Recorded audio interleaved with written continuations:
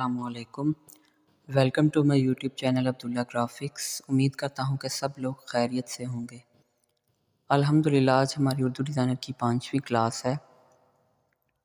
आज की इस क्लास में हम लोग 3 टूल्स के बारे में डिस्कस करेंगे जिनको आप लोगों ने यूट्यूब के थंबनेल पर देख लिया होगा। तो चलिए एप्लीकेशन को ओपन करते हैं।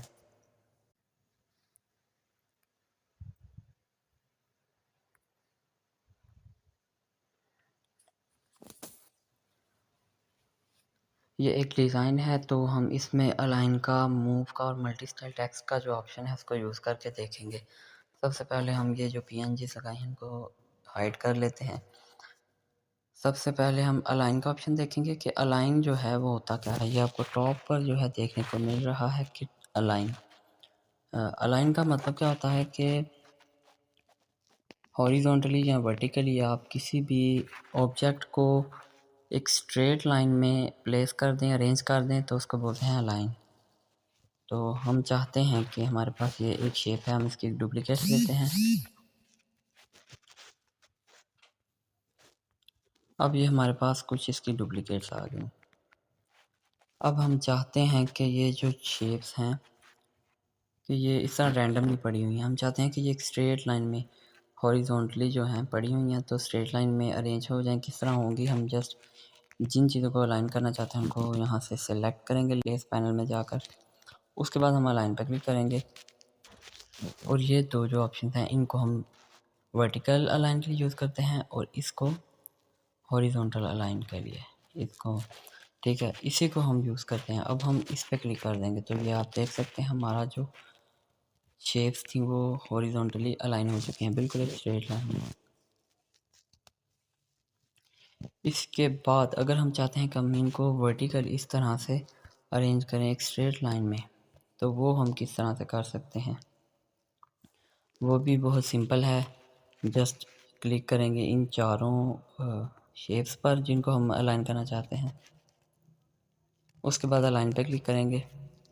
अब हमारे पास ये दो ऑप्शन हैं जिनको हम वर्टिकल अलाइन के लिए यूज़ करते हैं। तो अगर लेफ़्ट अलाइन यूज़ करें तो ये लेफ़्ट की तरफ जो है अलाइन हो जाएगी, लेफ़्ट की तरफ जो है स्ट्रेट लाइन में आ जाएंगी। अगर हम इसको राइट अलाइन करते हैं तो ये राइट की तरफ इस तरह से हो जाएंगी। अगर हम ये लेफ़्ट अलाइन पे क्लिक करें तो ये देखिए लेफ़्ट की तरफ जो है अरेंज हो चुकी हैं स्ट्रेट लाइन में। अगर हम इसी तरह राइट अलाइन पे क्लिक करते हैं तो यहाँ से ये राइट की तरफ जो है मूव कर जाएंगी एक स्ट्रेट लाइन में। तो ये वर्टिकल का और हॉरिजॉन्टल अलाइन का यूज़ था। उम्मीद है कि आपको समझ आई होगी इसकी। उसके बाद हम देखते हैं कि इसमें जो मज़ीद ऑप्शन हैं, ये अगर हम दो ऑप्शन देखें तो इनकी मदद से हम एक जो है क्या कर सकते हैं। अब हम मज़ीद देखते हैं, अगर हम इस शेप को देखें जो, तो ये हमारे डिज़ाइन के पेज में वैसे ही कहीं रैंडमली पड़ी हुई है। अगर हम चाहते हैं कि ये पेज के बिल्कुल सेंटर पर आ जाए तो हम अलाइन पर क्लिक करेंगे। यहाँ से हमें ये दो ऑप्शन देखने को मिल रहे हैं, हम जस्ट इन पर क्लिक कर देंगे दोनों पे, तो ये बिल्कुल सेंटर पे चारों कॉर्नर से बिल्कुल जो है बराबर फासले पर सेंटर में बिल्कुल आकर अलाइन हो जाएगी। इसी तरह ये जो नीचे ऑप्शन दिख रहा है आपको, ये लेयर्स पैनल के हैं। इस पर क्लिक करें तो ये जो थी हमारा ऑब्जेक्ट था वो बिल्कुल पीछे चले जाएगा। अगर इस पर क्लिक करें तो बिल्कुल फ्रंट पर आ जाएगा। और ये जो ऑप्शन है इससे हमारा जो ऑब्जेक्ट है वो बिल्कुल पीछे तो नहीं जाएगा, लेकिन स्टेप बाय स्टेप जो लेस के पीछे जाता जाएगा इस तरह से। और इस पर क्लिक करें तो हमारा जो ऑब्जेक्ट है वो स्टेप बाय स्टेप लेस के ऊपर आता जाएगा इस तरह। इसके बाद ये दो जो ऑप्शंस हैं, ये ऑप्शंस जो है ना, ये बेसिकली फ्लिप के ऑप्शंस हैं। अगर आप इन पर क्लिक करें तो जो हमारा शेप या जो भी ऑब्जेक्ट होगा वो फ्लिप कर जाएगा, मतलब रोटेट कर जाएगा, उसकी पोजीशन चेंज हो जाएगी। यहाँ पर हम क्लिक करते हैं तो ये वर्टिकल हो जाएगा, वर्टिकली फ्लिप हो जाएगा, इस तरह से ऊपर नीचे हो जाएगा। तो इस पर कोई फ़र्क नहीं पड़ेगा क्योंकि ये दोनों साइड से सेम है। अगर हम इस पर क्लिक करते हैं तो यहाँ पर भी कोई फ़र्क नहीं पड़ेगा क्योंकि ये बोथ साइड से सेम है। अगर हम इसकी जगह कोई टेक्स्ट ले लेते हैं, ये हमारे पास एक टेक्स्ट है ऊपर, हम इसको फ्लिप करके देखते हैं। इस पर क्लिक करेंगे तो ये वर्टिकली फ्लिप हो जाएगा इस तरह से, देखिए। अगर हम इस पर क्लिक कर देंगे तो ये हॉरिजॉन्टली फ्लिप हो जाएगा इस तरह। इसके बाद मूव का टूल था हमारा दूसरा जिसको हमने डिस्कस करना था। मूव का तो सिंपल ही, इसमें कोई रॉकेट साइंस नहीं, बिल्कुल सिंपल सा है कि जस्ट हम इसको मूव करवा सकते हैं इस तरह से किसी भी चीज़ को, अप डाउन लेफ़्ट साइड। उसके बाद अगर हम इस सेंटर वाले ऑप्शन को देखें, यहाँ पर क्लिक करें तो ये सिलेक्शन बॉक्स है। इसकी मदद से हम जो है इसको टेक्स्ट को छोटा बड़ा कर सकते हैं, आगे पीछे इस तरह से मूव करवा सकते हैं। उसके बाद नीचे अगर ऑप्शन देखें, ये रोटेट के ऑप्शन हैं। रोटेट पे अगर क्लिक करें तो आपका जो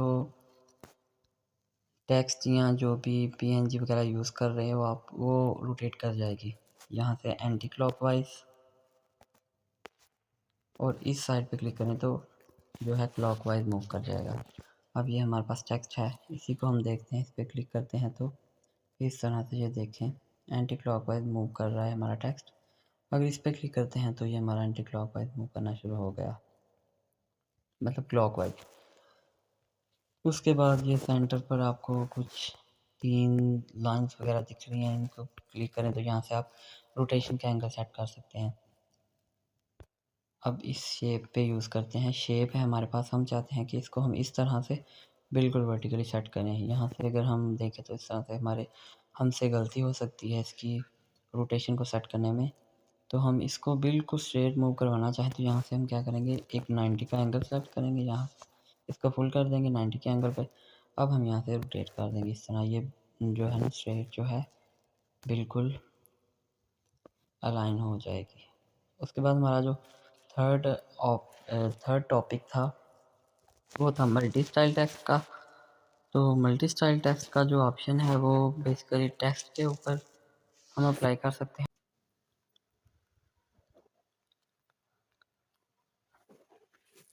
मल्टी स्टाइल टेक्स्ट के ऑप्शन के लिए जो एक चीज़ ज़रूरी है, उसके लिए आपको हर वर्ड के दरमियान स्पेस देना लाजमी है। आप देख सकते हैं कि मैं किस तरह वर्ड्स के दरमियान स्पेस दे रहा हूँ।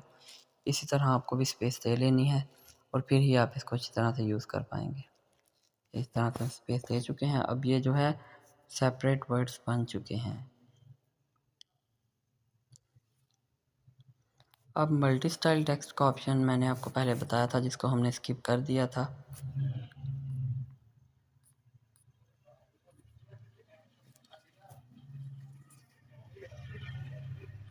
ये आपको नीचे दिख रहा है बॉटम पे। इसके अलावा आपको मल्टी स्टाइल का ऑप्शन जो है इस जो ये आपको प्लस का आइकन दिख रहा है, इस पर क्लिक करें तो यहाँ से भी मिल जाएगा।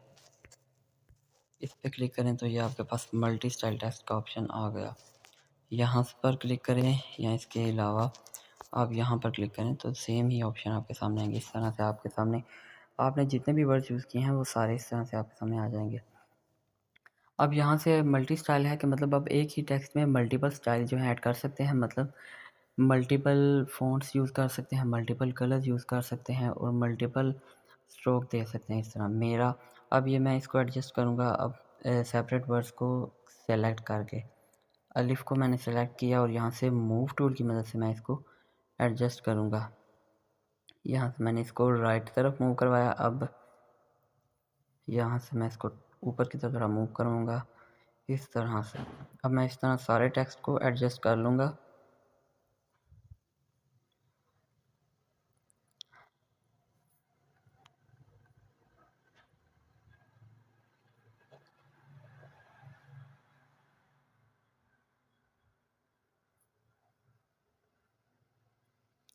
ये मैंने मल्टी स्टाइल टेक्स्ट का ऑप्शन जो है मूव का ऑप्शन यूज़ करके देख लिया। अगर मैं चाहता हूँ कि यहाँ से जो मेरा नाम है अब्दुल्ला, इसका जो है मैं कलर चेंज कर दूँ, तो मैं जस्ट कलर पे जाऊँगा। यहाँ से मैं कोई सा भी एक कलर सेलेक्ट कर लूँगा। फ़िलहाल मैंने ये ग्रीन इतना प्रोमिनेंट नहीं, तो मैं इसकी जगह ये येलो कलर यूज़ कर लेता हूँ, ठीक है ये। और अब मैं चाहता हूँ कि ये जो नाम है ये एक प्रोमिनेंट हो जाए फ़ॉन्ट के लिहाज से, तो मैं फ़ॉन्ट पे क्लिक करूँगा। यहाँ से मैं इसके फ़ॉन्ट चेंज कर दूँगा इस तरह। इसी तरह हम स्ट्रोक भी दे सकते हैं। यहाँ पर आपको स्ट्रोक का ऑप्शन भी दिख रहा है, जस्ट क्लिक करें इस पर तो इस तरह आप स्ट्रोक भी दे सकते हैं अपनी मर्ज़ी के अकॉर्डिंग, बिट्स कम करें, कलर चेंज कर सकते हैं। उसके बाद इनका जो साइज़ है वो भी कम और ज़्यादा कर सकते हैं इस तरह। तो ये था मल्टी स्टाइल टेक्स्ट का ऑप्शन, उम्मीद है आपको समझ आई होगी इसकी भी। तो ये थी आज की क्लास जिसमें हम लोगों ने अलाइन, मूव और मल्टी स्टाइल टेक्स्ट के ऑप्शन को इस्तेमाल करने का तरीक़ा सीखा। उम्मीद करता हूँ कि आप लोगों ने बहुत कुछ सीखा होगा। वीडियो अच्छी लगी हो तो चैनल को सब्सक्राइब कीजिए, वीडियो को लाइक कीजिए और एक अच्छा सा कमेंट ज़रूर कीजिए ताकि मुझे आपके एक्टिव होने का सबूत मिल सके। मिलते हैं नेक्स्ट वीडियो में। अल्लाह हाफ़िज़।